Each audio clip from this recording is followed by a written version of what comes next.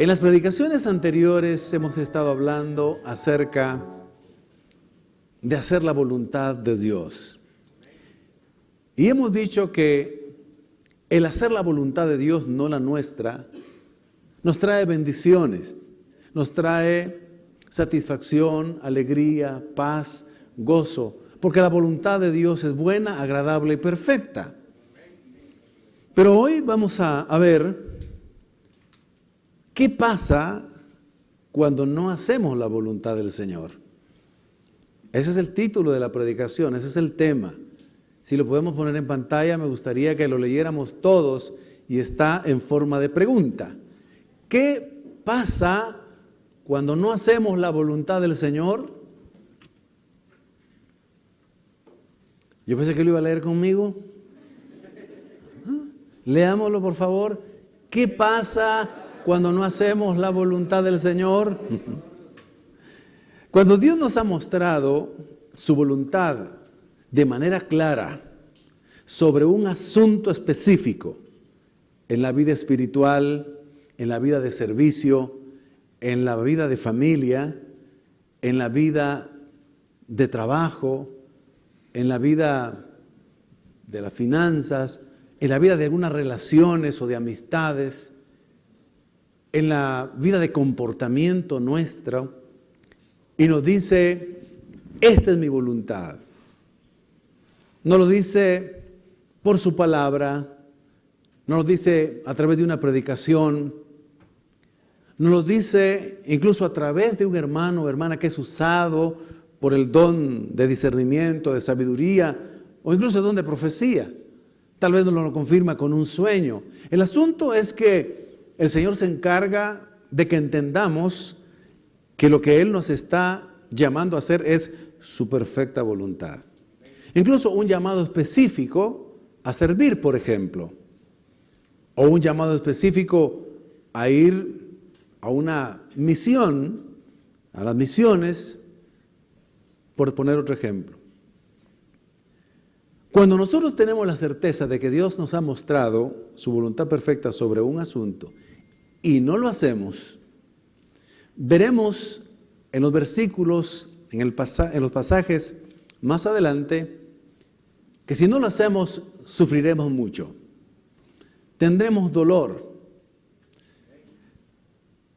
Nos saldrá muy caro el no hacer la voluntad de Dios. Pagaremos costos muy altos. Costos espirituales, costos emocionales, costos físicos, costos afectivos, costos económicos posiblemente y costos de alguna otra naturaleza. Y vamos a ver, vamos a comprobar en la Escritura que cuando la voluntad de Dios es y nos manda a hacer algo y no lo hacemos, de todas maneras Él se encargará de que paremos haciendo su voluntad y no la nuestra. Eso sí, cuando no obedecemos, pararemos haciendo su voluntad, pero como decía, con mucho sufrimiento. Y el propósito de la predicación hoy es precisamente el evitarnos, el que desobedezcamos al Señor y no hagamos su voluntad. Porque vamos a ver las consecuencias. ¿Qué es lo que pasa cuando no hacemos la voluntad de Dios? El pasaje que vamos a estudiar está en uno de los libros de los profetas menores muy conocido. Es el libro del profeta Jonás.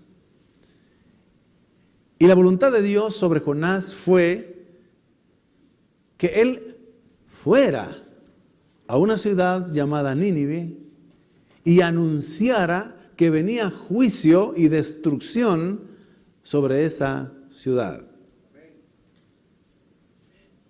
Como un trasfondo histórico, le comento que la gran ciudad de Nínive era la capital del imperio asirio de ese entonces, de hace más de 2000 años. Y el imperio asirio se caracterizó por ser un imperio, pues, con un ejército valiente, grande, poderoso, pero malvado. Era terrible. Cuando vencía a sus enemigos, los derrotaba, les infligía tanto daño, tanta maldad, incluso no solo a los varones que peleaban, sino a las mujeres, a los niños. Eran destructores, humillaban y avergonzaban a sus enemigos. Era un imperio muy malvado. Pues a esa ciudad de ese gran imperio, el Señor envió a Jonás, sabiendo de que era una ciudad muy mala, un imperio muy malo. De hecho, otro de los profetas contemporáneos de Jonás, llamado Nahum, en su escrito aquí en la Biblia dice que esa ciudad y ese imperio era llamada la ciudad de sangre. Eran sanguinarios, terribles. Y era tanta la maldad que Dios mismo le revela a su profeta que es la voluntad de Dios que vaya y anuncie la destrucción de esa ciudad. Pero, ¿por qué es que Jonás no obedece, en primer lugar, lo que Dios le manda, el hacer su voluntad? Todos hemos oído la historia, muchos hemos leído el libro entero, no tiene muchos capítulos, apenas son 4. Pero en el mismo texto podemos leer que hay como 2 razones principales por las que Jonás no quiere hacer la voluntad de Dios. Primero, porque él conoce que su Dios, el único Dios verdadero, el Dios de Abraham, Jacob, de Isaac, el Dios que se reveló con el nombre de Yo Soy y que se encarnó en Jesucristo, él sabe que es un Dios misericordioso. Y él tenía cierto temor humano de anunciar la destrucción y luego ver que Dios, al arrepentirse ellos, los iba a perdonar. Entonces él piensa en su reputación personal como profeta y lo ve desde un punto de vista egoísta, porque dice, yo voy a anunciar, Dios los va a perdonar al ver que anuncio juicio, se van a arrepentir y entonces yo voy a quedar mal como profeta. Es más, me van a tener como un falso profeta porque no se va a cumplir la destrucción que yo voy a anunciar. Es una de las razones.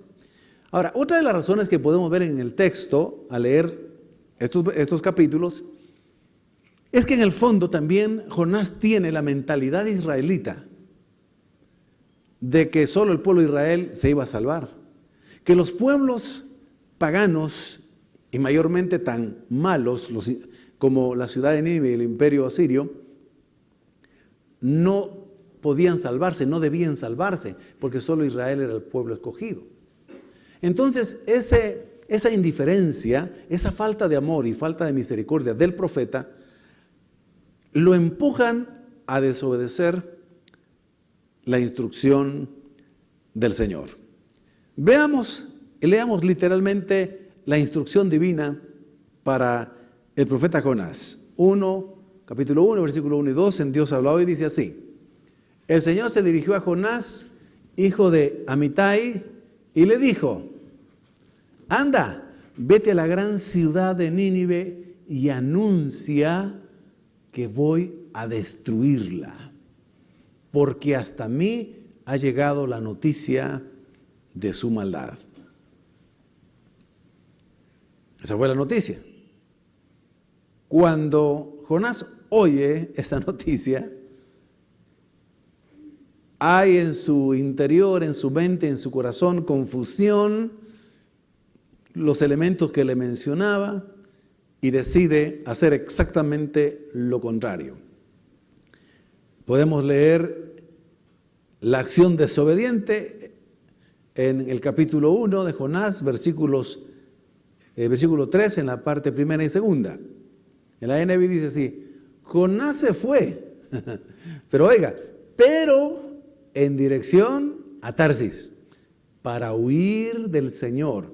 Bajó a Jope, una ciudad portuaria donde se podían embarcar, donde encontró un barco que zarpaba rumbo a Tarsis, no a Nínive. Nínive incluso se podía ir y la ruta más conveniente era por tierra, no por mar. Entonces él deliberadamente de la ciudad de Galilea se va a Jope, en lugar de agarrar hacia Nínive.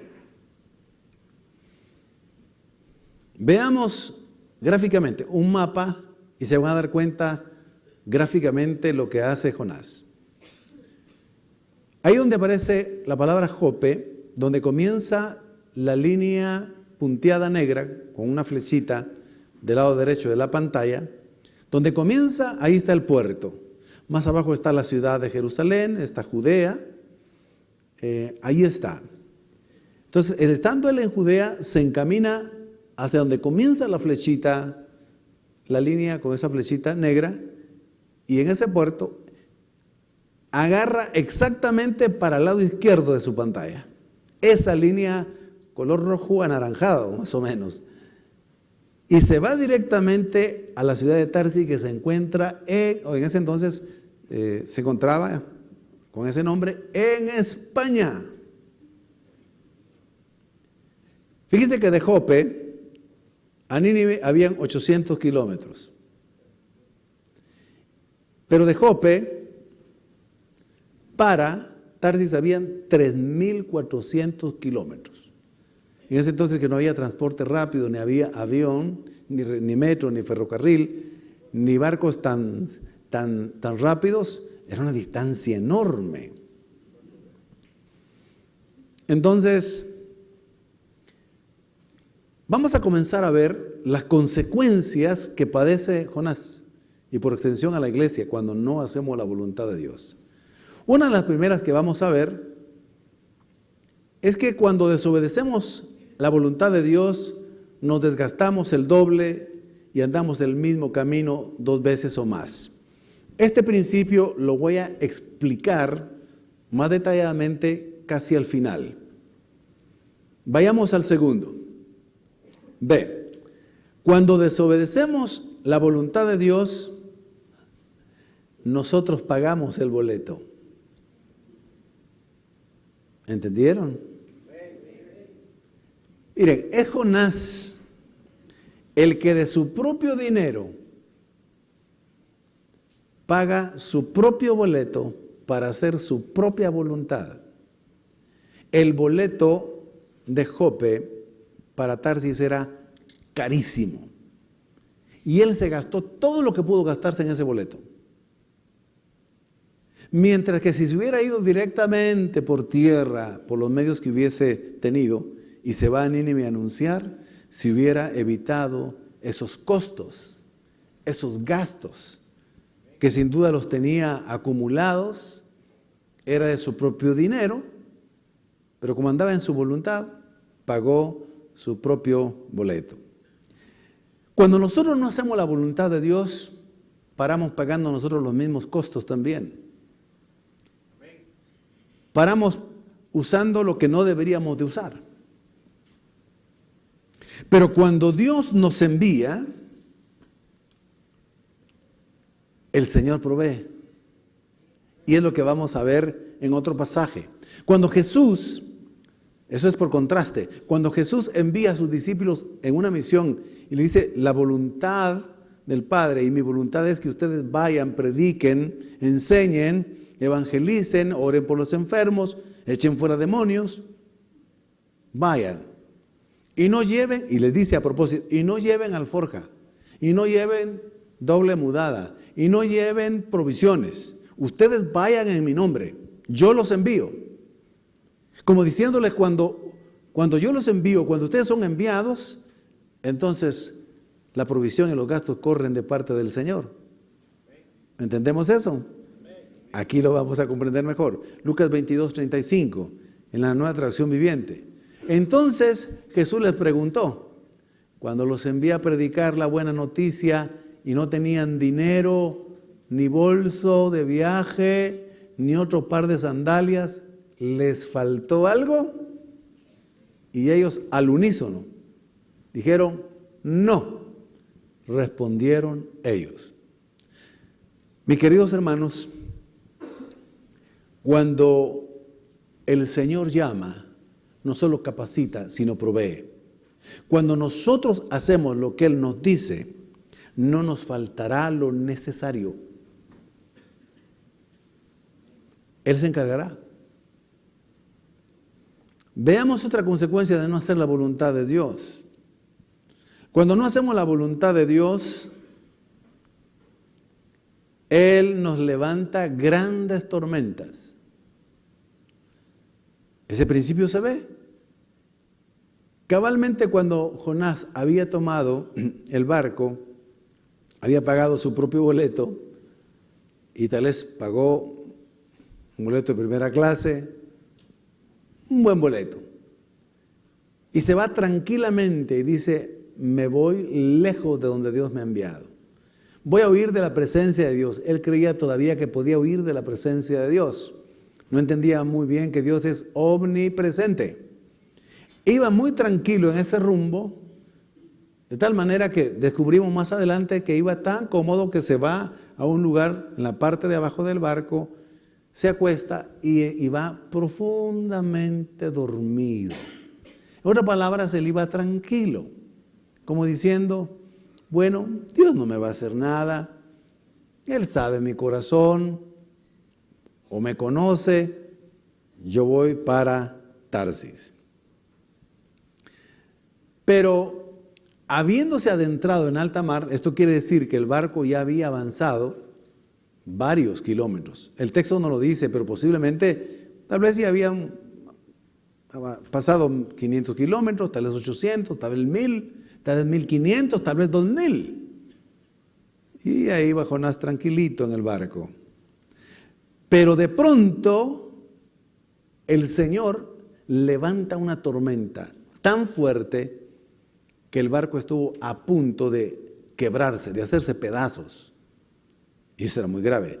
Oigan lo que dice Jonás 1:4 en la NBI. Pero el Señor, dice, lanzó sobre el mar, dice el Señor, no fue el diablo. El Señor dice.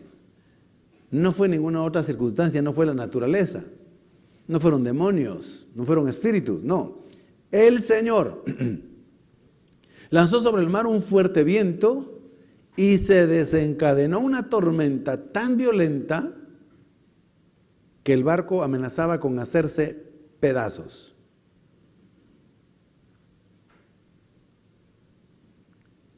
Los marineros que recorrían, sin duda, de manera un poco continua esa ruta, porque era un barco también que llevaba carga, les pareció un poco extraña la tormenta. Es lo que se puede entreleer en el texto. Se asombra, hay una gran tormenta. Pero el principio que nosotros vemos ahí es que cuando no estamos en la voluntad de Dios, el Señor, donde estamos, levanta tormentas. Levanta fuertes vientos. No estoy hablando aquí de las pruebas que Dios permite, no estoy hablando cuando estamos procurando hacer la voluntad de Dios y el Señor permite pruebas. No. Estamos hablando cuando desobedecemos abiertamente lo que sabemos que es la voluntad de Dios. ¿Me están siguiendo? Sí. Yo creo que ustedes, los de la tarde del quinto servicio, vienen bien despiertos. A ver, ¿cuántos están dormidos? Levante la mano. Solo estoy diciendo eso para ver que no se me duerman. Es que cuando se duerme alguien en la iglesia hay dos posibilidades.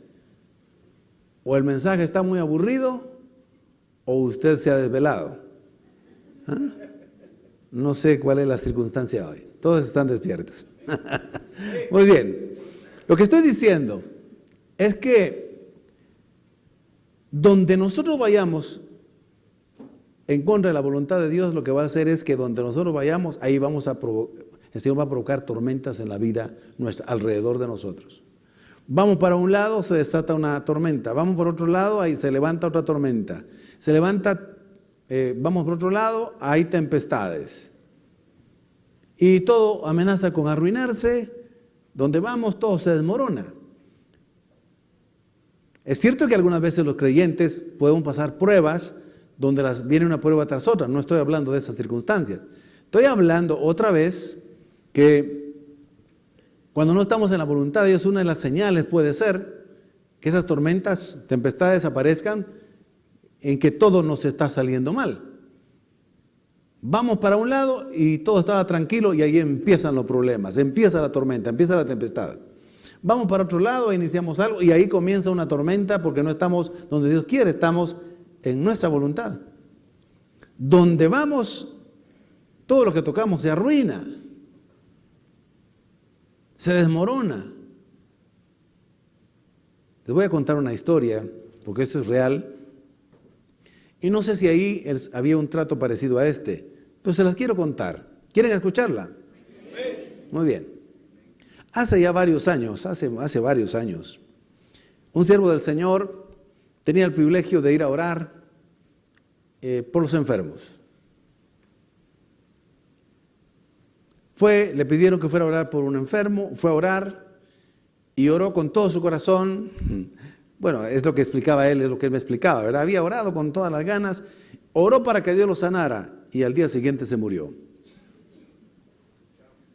Bueno, dijo, pues la voluntad del Señor, yo hice mi parte. La otra semana fue a orar por otra persona, oró por la persona, no estaba tan mala, pero después de orar por sanidad, se agravó y se murió. Entonces ya se empezó como a decir, eso está un poco raro. Lo mandaron a orar por otra persona, por sanidad, era la tercera vez. Y en el momento que estaba orando por sanidad, en ese momento dio el último suspiro y se murió allí. Y él se asustó.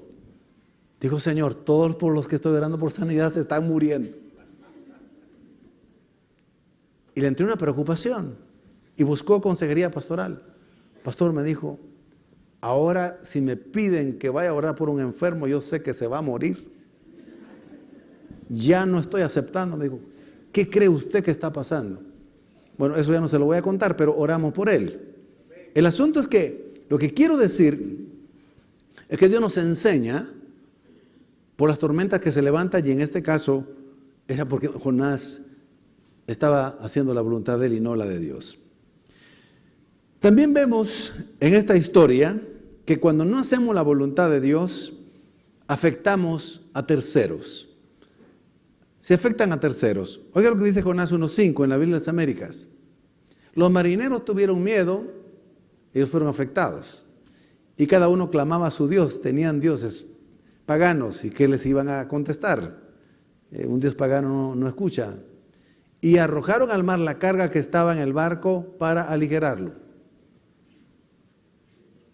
Pero Jonás había bajado a la bodega del barco, se había acostado y dormía profundamente. Bueno, entonces, si Jonás no se hubiese subido a ese barco no hubiese tenido la tormenta. Los marineros no hubieran tenido miedo. Tampoco hubieran tenido que echar toda la carga valiosa, preciada, que llevaban, que valía mucho dinero. Era un barco grande, porque la distancia era muy grande. Y tuvieron que lanzarla al mar y tener pérdidas. ¿Y quién era el culpable? Jonás. Ellos todavía no lo sabían. Estaban angustiados. Es más, se acordaron, todos ellos empezaron a clamar a sus dioses y sus dioses no les escucharon.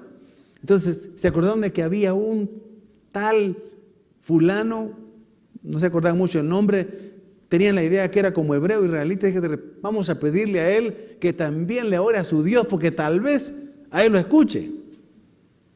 Y van a buscar a Jonás y no lo encuentran.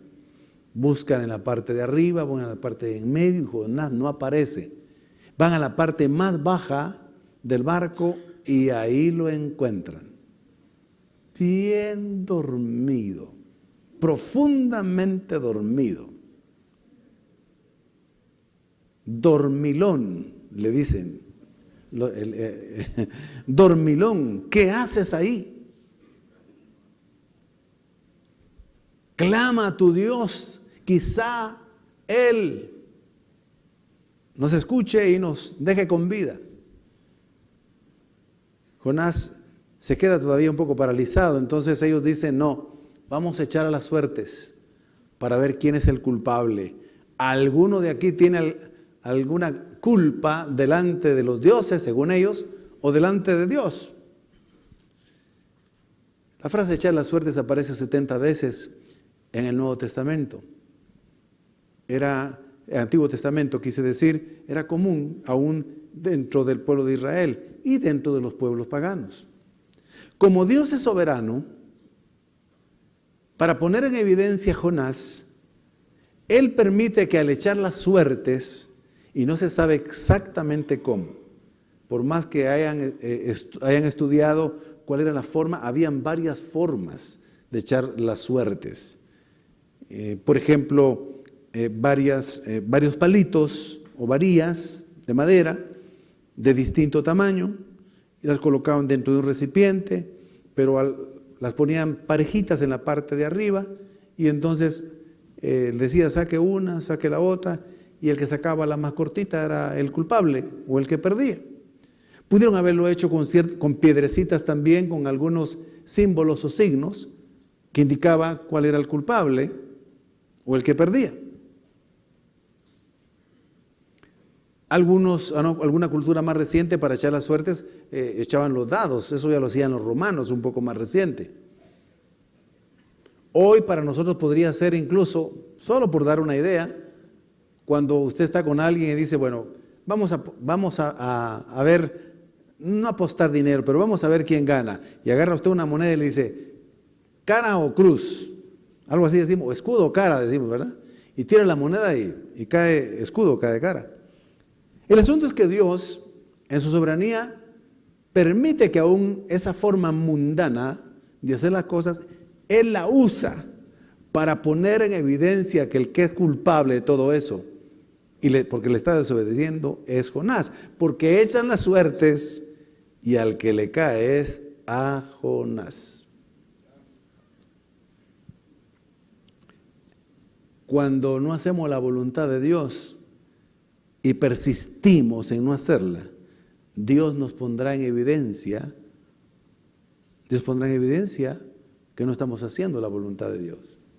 Entonces le dicen los marineros, con que tú eres.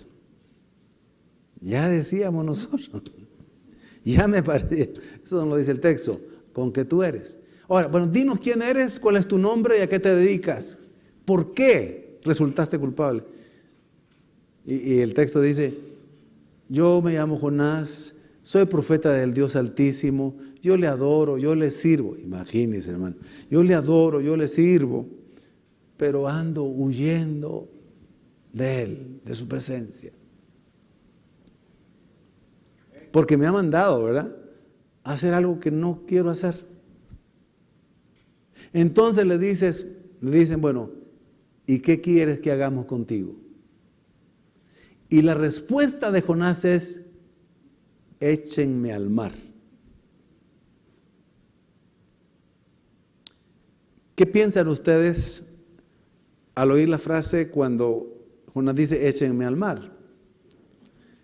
Lo que piensa uno por sentido común es, bueno, ya el Señor me puso en evidencia que yo soy el culpable de todo esto. Si me quedo aquí, de todas maneras estos me van a matar. Entonces mejor que me echen al mar, me ahogo, me muero y se acaba todo. Eso es lo más seguro es que eso pensó.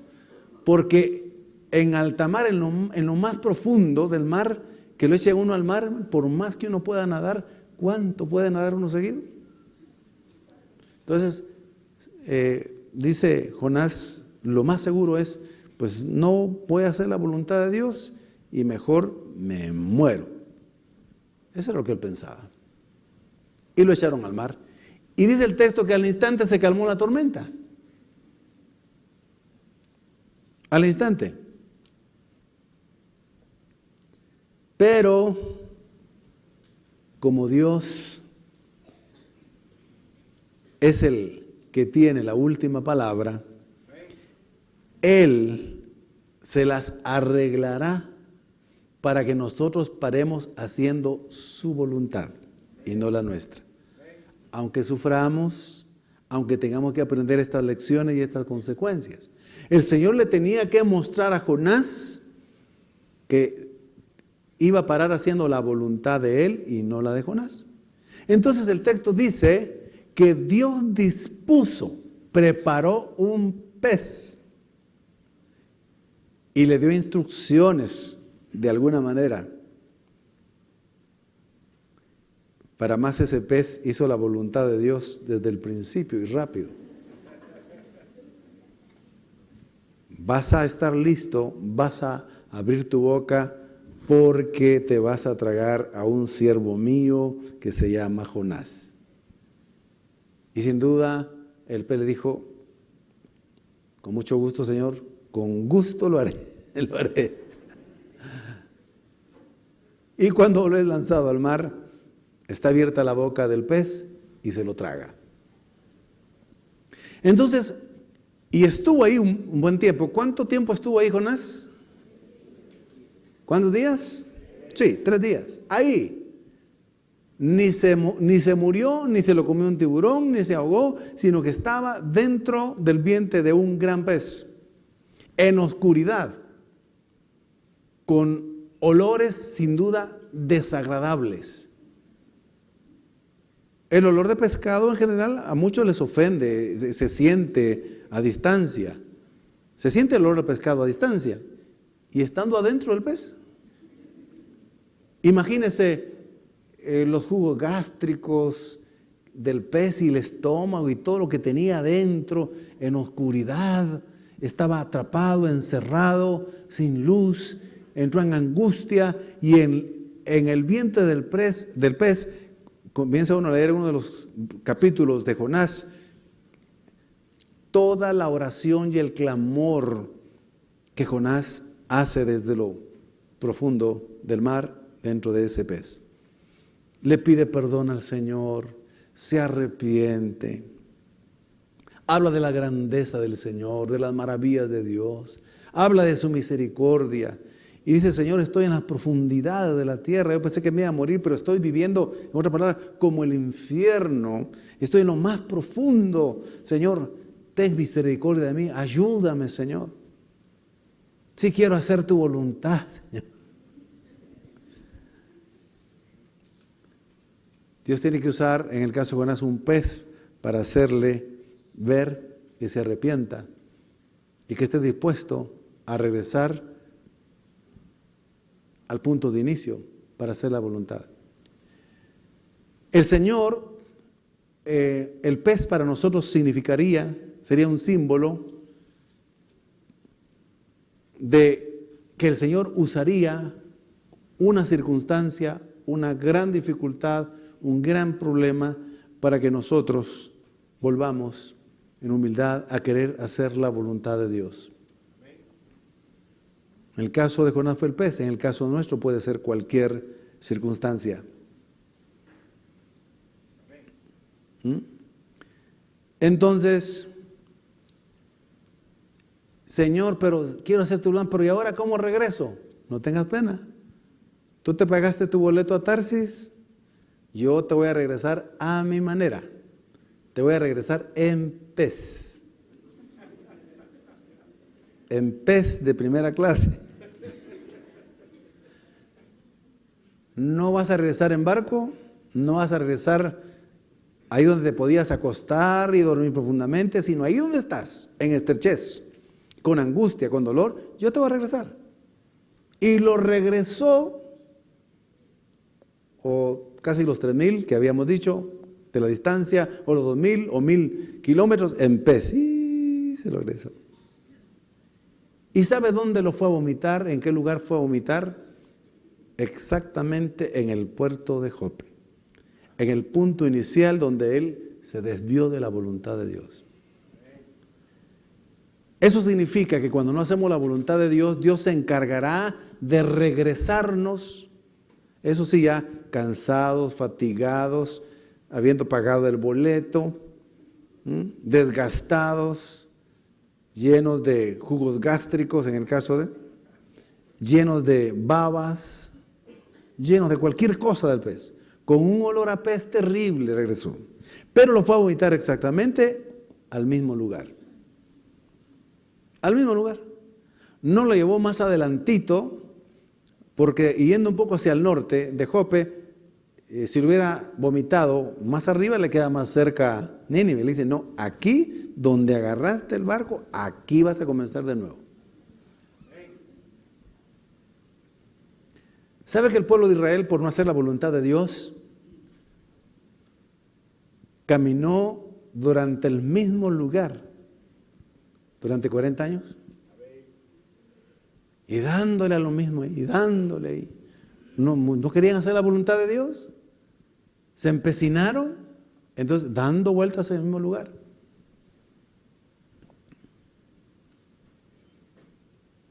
Ahora, imagínense, supongamos que fueron 2,000 kilómetros, 2,000 de ida,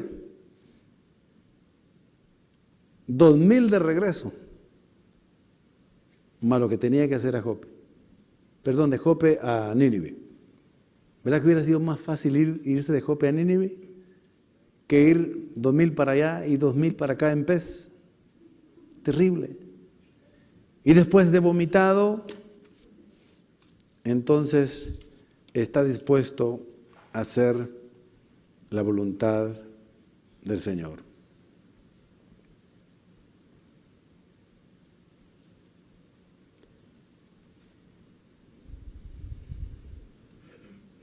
Que el Señor nos ayude y el Señor nos muestre si hay algún asunto específico. Por ejemplo,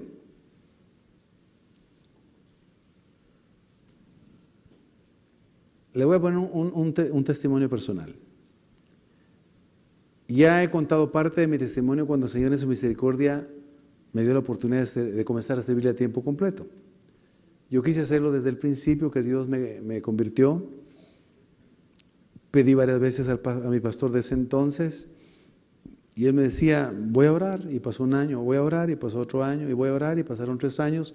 Después yo dije, bueno, Señor, cuando sea tu tiempo, pues yo voy a servirte. Mientras tanto seguiré trabajando y comencé a estudiar de nuevo en la universidad, ya siendo cristiano.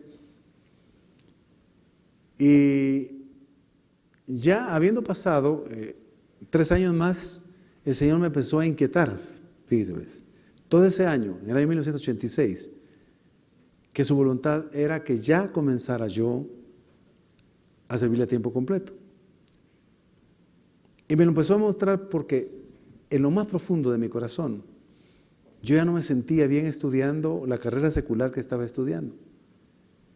No me sentía bien ya en el trabajo donde estaba trabajando en ese entonces, y era un buen trabajo y me apreciaban, era cristiano, ya había sido cambiado y tenía una buena conducta.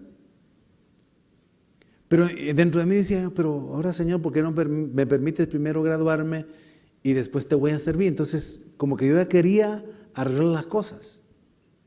Y todo ese año yo fui a la universidad, pero con intranquilidad, sin paz.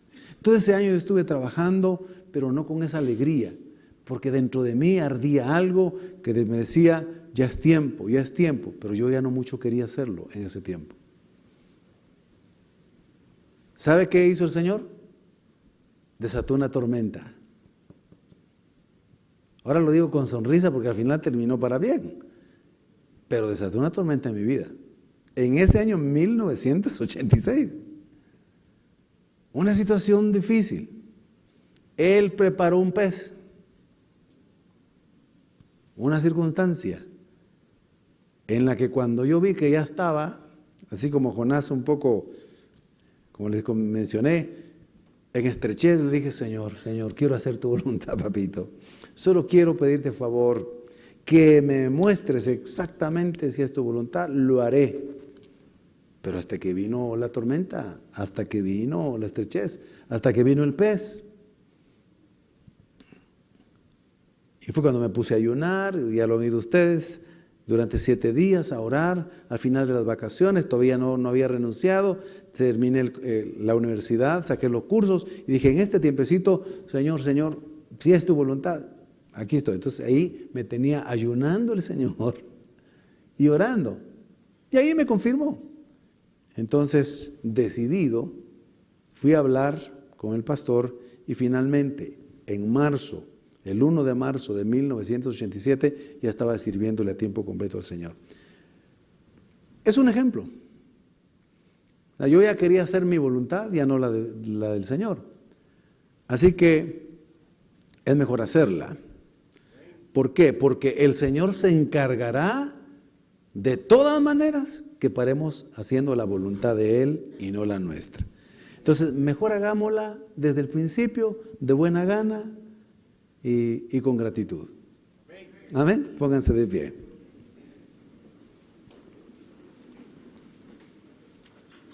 Vamos a orar y vamos a agradecerle al Señor.